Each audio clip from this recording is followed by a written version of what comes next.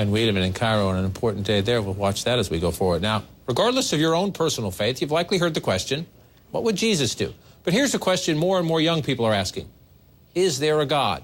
A new survey from the Pew Research Center says 1/3 of people under 30 have doubted the existence of a divine power at some point.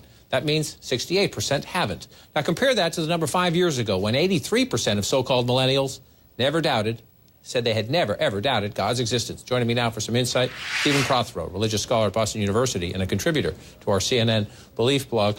Stephen, it's an interesting question. Some people would look at these results and say more and more young people are non-believers. You look at them and say what? Well, 2/3 are saying they never, even in their entire lives, have ever doubted the existence of God. I think most of the church people I know have some mixture of faith and doubt. So I don't really see evidence here of the fact that religion is going away. It seems that religion is perhaps changing a little bit, but only about 3% of millennials, people under 30, say that they're atheists. So I don't see a lot of evidence here for a kind of secularization problem in America. One of the ways we learn about these things is through surveys. One of the things I understand that you do is use this Google program, Ngram Viewer.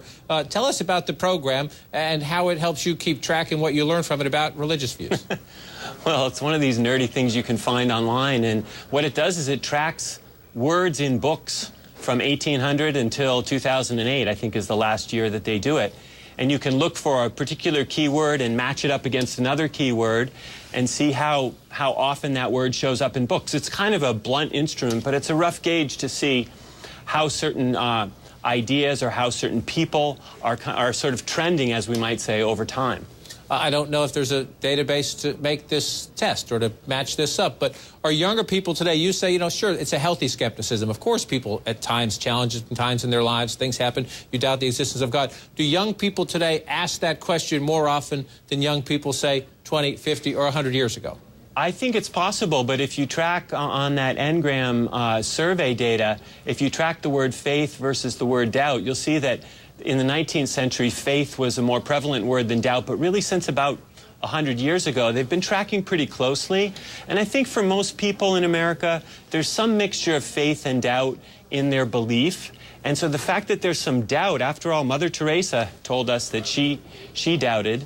We don't think of her as a non-Catholic or a non-believer. It seems to me that the how of our religion is changing, and maybe it's for the better. Maybe it's becoming, our religion in America is becoming more thoughtful. That's a point you made in your CNN.com piece. What is shifting here is the how of religion. What do you mean by that? Spell it out a little bit more clearly. Well, I think we think about religion, sometimes at least people outside of it, as this sort of fervent, faith that just captures our imagination and gives us all the answers to the big questions in life. And I think of religions more as collections of questions, and they prompt us to ask difficult things. So the fact that there's some doubt in the midst of people's faith, again, doesn't strike me as a big argument that religion is going away. It seems that religion is changing. It's becoming more sophisticated, and maybe it's just growing up as the millennials themselves are growing up. Stephen Prothero, appreciate your insights tonight. It is a fascinating question. President Obama and Governor Romney go head-to-head in battleground Ohio. Coming up, the truth about why neither candidate is pitching a bolder plan to fix the economy.